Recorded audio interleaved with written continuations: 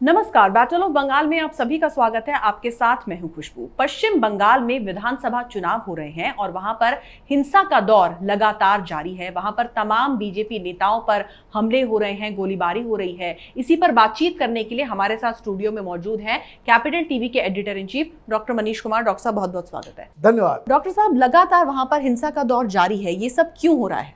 देखिए, वहाँ टीएमसी लोगों को डरा धमका कर, गुंडागर्दी करके जिस तरीके से इन लोगों ने 10 साल तक बंगाल के अंदर तांडव किया है, तो कह सकते हैं लोगों को डरा धमका करके जिस तरह से इन लोगों ने शासन चलाया है, उसी हिसाब से ये चुनाव जीतना चाहते हैं।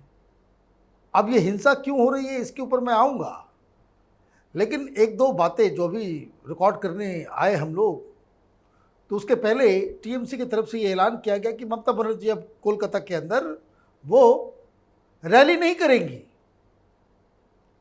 और अचानक से ये सारा जो लिब्रांडू गैंग है, ये जो क्लब हाउस वाले, तो देखिए पहले राहुल गांधी ने इतना बड़ा फैसला लिया, अब ममता बनर्जी ये फैसला ले रही हैं, और मोदी कब लेंगे, अमित शाह कब लेंगे, ये इस तरह के सवाल।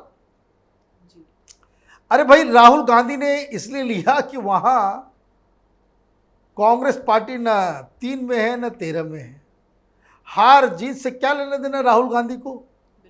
राहुल गांधी तो वो पहले भी नहीं गए, सब जगह चुनाव खत्म हो गया तो एक बार वो बंगाल गए और वापस आ गए, तो कौन सा बहुत बड़ा सेक्रीफाइस कर दिया। और वहाँ जाकर के वो क्या कर लिए होते? कांग्रेस पार्टी को 500 सीट दिलवा दिए होते क्या? उनके जाने से कांग्रेस पार्टी और हारती भी है। वहाँ कोई चाहता भी नहीं कि भाई राहुल गांधी आकर के उनका कैंपेन करे, और शायद किसी को याद भी नहीं होगा कि राहुल वहाँ पे गए भी थे। देखिए, इनसिग्निफिकेंट पार्टी है, इनसिग्निफिकेंट लोग हैं, लेकिन सोशल मीडिया में काफ़ी कारगर हैं ये लोग। आज चल रहा है ट्रेंड रिजाइन मोदी, है ना। और ममता बनर्जी ने कह दिया, भाई ममता बनर्जी ने ये फैसला लिया, भाई आप लोग पत्रकार हो, फॉर गॉड सेक उसको एनालाइज कर लो 2 मिनट के लिए। ममता बनर्जी जिस तरह की भाषा का इस्तेमाल कर रही है, जो बॉडी लैंग्वेज है, जिस तरह से वो बौखलाई हुई है, जिस तरीके से वो गुहार लगा रही है इलेक्शन कमीशन के खिलाफ, जिस तरीके से वो पूरे सिस्टम के ऊपर सवाल खड़े कर रही है, वो कोरोना की वजह से अपनी रैलियां स्थगित कर देंगी। ये किसने, ये किस तरह के ये पॉलिटिकल पंडित्स हैं दिल्ली में बैठे हुए?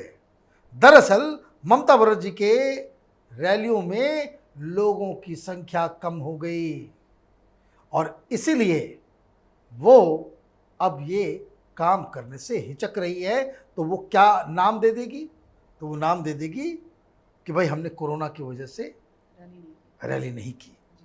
कल देखिए किस तरह की बात वो कर रही थी कि जो बीजेपी के लीडर्स आते हैं बाहर से, वो कोरोना लेकर के बंगाल में आ रहे हैं, बंगालियों को मार देंगे ये लोग। तो माने बंगाल में बीजेपी का कोई कार्यकर्ता आ नहीं सकता, काम नहीं कर सकता। वो इतनी दिमाग से अभी अनस्टेबल हो चुकी है कि वो अगले 2 दिन में ये ना कह दे कि ये कोरोना बीजेपी वाले की वजह से हो रही है। और ये सब क्यों हो रहा है? वो इसलिए हो रहा है कि डीप डाउन तृणमूल कांग्रेस को अब समझ में आ गया है कि इनके हाथ से सत्ता बहुत दूर, अब रिकवर करना बड़ा मुश्किल है।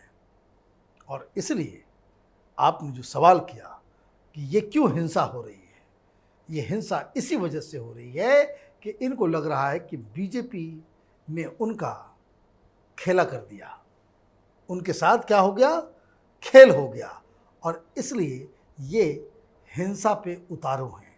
डॉक्टर साहब, एक तरफ बंगाल के अंदर बीजेपी नेता पर गोलीबारी हुई और दूसरी तरफ बमबारी करके हमला कर दिया गया, तो क्या तृणमूल कांग्रेस को इस बात का डर नहीं सता रहा है कि किसी तरह की कोई कार्रवाई हो सकती है? देखिए, कार्रवाई से तो ये डरते नहीं है। सैया भय कोतवाल, तो डर काहे का? जब ममता बनर्जी फोन करके उकसाती कि भाई लाश को रखे रहना, मैं करूंगी, जब ममता बनर्जी खुद फोन करके अपने उम्मीदवार को कहती है कि एक सीआरपी वाले को जेल डलवाऊंगी, वहाँ के एसपी को फंसा दूंगी, वहाँ के कमांडेंट को फंसा दूंगी, फंसाना ये नहीं कि न्याय दिला दूंगी, उनको सबको फंसाना है, इस तरह की बातें अगर जब लीडरशिप करेगी तो मैं तो कहता हूं कि ये जो तृणमूल वाले करते हैं वो सीधे सीधे टीएमसी के जो टॉप लीडर्स हैं उनके आदेशों का पालन होता है और उनके आदेश से ही बंगाल के अंदर हिंसा भड़कती है, गोलियां चलती है और बाकायदा बमबाजी किया जाता है। वर्तमान में क्या हुआ? क्यों मारे बम? कौन लोग मारे जा रहे हैं अभी? तो ये लोग निशाना बना रहे हैं भारतीय जनता पार्टी के पोलिंग एजेंट्स को, कि जहां मालूम चलता है कि इस बूथ में बीजेपी का बहुत ज्यादा पावर है, वोटिंग तो अभी होना बाकी है, वर्तमान में वोटिंग होना बाकी है, पहले ही बम मार दिया उसके घर के ऊपर, उसको मार के खत्म कर दिया आपने। क्यों किया? क्योंकि इनको मालूम है कि भाई वोटिंग के एक दिन के पहले से ही सीआरपीएफ वाले आ जाएंगे, ये बाहर निकलेंगे तो जैसे दिक्कत होती है, जैसे पिछली बार की तरह खुली छूट इनको मिली हुई थी वो खुली छूट मिलेगी नहीं। तो वो जो पोलिंग बूथ है उसको कैसे डिस्टर्ब किया जाए, तो पोलिंग एजेंट को निशाना बना दो कि ताकि इलाके में दहशत हो जाए। मैं बार बार कह रहा हूं कि ये जो बंगाल में जो चुनाव का जो तरीका होता है, ये गांव के गांव वो एक पार्टी के साथ खड़े हो जाते हैं। तो कोई गांव है, कोई पोलिंग बूथ है जहां आपको मालूम है कि यहां पे बीजेपी का बहुत समर्थक है, आप उसको डिस्टर्ब करने के लिए क्या करेंगे? यही हिंसा, यही टीएमसी का सबसे बड़ा वेपन है। और टीएमसी की जो नेत्री है ममता बनर्जी, वो जो खेला होबे कह रही थी, ये वही खेला होबे का ही वो सिस्टम है कि तुम सीआरपीएफ लेके आओ ना, हम बताएंगे भाई कैसे हम अपने समर्थकों से वोट दिलवाएंगे और बीजेपी के समर्थकों को वोट देने नहीं देंगे। पिछली बार क्या होता था, ये रिगिंग करने का जो ममता बनर्जी का जो तरीका है, अब आप देखिए लोकल चुनाव हुए थे, 30% सीटों के ऊपर तृणमूल के अलावा कोई अपोनेंट खड़ा ही नहीं हुआ, डर और खौफ की वजह से कि तृणमूल के उम्मीदवार को अगर आप चैलेंज कर दोगे तो आपको फिर वो बम से उड़ा देंगे, मार देंगे। और आपने सवाल पूछा कि भाई उनको कार्रवाई की डर नहीं होते? कोई डर नहीं, कोई डर नहीं भाई। 140 के आसपास बीजेपी के कार्यकर्ताओं को मार दिया गया, किसी के ऊपर कोई कार्रवाई हो रही है? किसी को फांसी पर लटकाया गया? किसी को कोई उम्र कैद हुआ? किसी को जेल में डाला गया? नहीं। क्यों? बंगाल की पुलिस वहां की सरकार की कठपुतली है, ये नियम कानून को ताक पर रखकर वो बाकायदा वो एजेंट ही बने हुए हैं। और वही काम दिल्ली के अंदर में भी हो रहा है। आप देखिए किस तरीके से ये तंग कर रहा है सब लोगों को, सिविल डिफेंस वाले सब, ये तमाशा हो रहा है ना। ये उस तरह का बंगाल में आप जाइए, बंगाल में हमने देखा कि कोई ब्लू रंग का ड्रेस पहने हुए है, तो कोई कुछ तरह का खाकी पहने हुए है, तो ये डिफेंस तो वो डिफेंस, इस तरह से तृणमूल के सारे गुंडों को आप वर्दी थमा देते हो, वो उगाही के काम में जुट जाता है। तो ये डर ही नहीं है उनको लगता है कि भाई ममता बनर्जी जब खुद बोल रही है कि भाई किसी को छोड़ेंगे नहीं, फंसा देंगे, ये हमारे लोग हैं, तुम्हारे लोग हैं, तो ये तो एक तो छोटी घटिया किस्म की राजनीति का परिचायक है। और इसलिए बंगाल के जो नॉर्मल लोग हैं तृणमूल कांग्रेस से घृणा कर रहे हैं। जी, और मनीष जी, जैसा कि आपने कहा कि कार्रवाई का कोई डर नहीं है तृणमूल कांग्रेस को, तो क्या इस बात का भी डर नहीं है कि 3 फेजेस बचे हुए हैं, वहां पर जो है वोटिंग ठीक ठाक हो जाए और जो फजीहत हो रही है वो थोड़ी बहुत कम हो जाए? देखिए, अब जो ममता बनर्जी ने कहा कि अब हम चुनाव नहीं करेंगे, मतलब रैली नहीं करेंगे, उसके पीछे बहुत सारी चीज़ें हैं। जो बहुत सारे ऐसे इलाके हैं जहाँ पे ट्रायंगुलर फाइट है, और ट्रायंगुलर फाइट का मतलब है कि वहाँ टीएमसी जीतेगी नहीं। भारतीय जनता पार्टी ने ये काम किया है कि इस पूरे चुनाव को अपने हिसाब से वो पोलराइज करने में सक्सेसफुल हुई है। ये उनकी स्ट्रेटजी है। मुसलमानों को एकजुट करने में तृणमूल कांग्रेस इस इलाके में जहां 3 फेजेस हो रहे हैं, उन इलाकों में मुसलमानों को एकजुट करने में ममता बनर्जी फेल हो गई हैं। और यही वजह है कि ये सारी चीज़ें जो हो रही हैं कि ममता बनर्जी अब कैंपेन नहीं करेंगे, क्या फ़ायदा।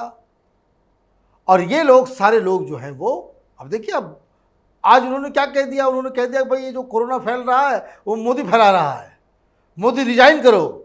और ये कांग्रेस वाले और लेफ्ट वाले जो लुटियन गैंग है, क्लब हाउस के सब दलाल, इन लोगों ने रिजाइन मोदी, रिजाइन मोदी। पागल, बात कहाँ चल रही है। आप देखिए, उसी दौरान एक आज तस्वीरें आई अमित शाह की रैली के, देखिए भीड़ कितनी है। तो ये तो इलेक्शन है, ये बीच में ही सेकेंड वेव आ गया, तो वो दोनों ही इम्पॉर्टेंट है। तो इसलिए ये मसला उस हिसाब से बीच में उलझ के रह गया है। हकीकत यही है कि ममता बनर्जी को ये अब एहसास होने लगा है कि चुनाव वो हार रही हैं, इसलिए वो हिंसा भड़का रही हैं, अनर्गल बातें कर रही हैं, और वो जो उनका जो स्टाइल है कि हर चीज़ में जब आप हार रहे हो तो सारे इंस्टीट्यूशन के ऊपर सवाल खड़े कर दो, तो उसी की तैयारी में जुटी हुई है। कुछ दिन के बाद देखिएगा, मेरी इस बात को आप नोट कर लीजिएगा कि ये चुनाव ख़त्म होगा और ममता बनर्जी इलेक्शन कमीशन के खिलाफ मुहिम छेड़ देंगी। जी डॉक्टर साहब, बहुत बहुत शुक्रिया इस तमाम जानकारी के लिए। धन्यवाद। तो जब भी कोई व्यक्ति हारने लगता है तो वो लोगों से आंख मिलाने से डरता है, और वही हो रहा है ममता बनर्जी के साथ। जिस तरीके से वो खुद को बंगाल की बेटी कहती हैं, पश्चिम बंगाल की राजधानी है कोलकाता, और वहां पर उन्होंने रैली करने से मना कर दिया है। और दूसरी तरफ जिस तरीके से कांग्रेस और तमाम दल रिजाइन मोदी चिल्ला रहे हैं, तो कांग्रेस वालों ने खुद तो सत्ता में रहते हुए देश के लिए कुछ भी नहीं किया। अब वो चाहते क्या है कि जो हिंदुस्तान है वहां पर मोदी जी रिजाइन करके उसे पाकिस्तान के हाथों सौंप दे। अगर आपको हमारा वीडियो पसंद आया तो इसे लाइक करें, शेयर करें और कैपिटल टीवी को सब्सक्राइब करें। नमस्कार।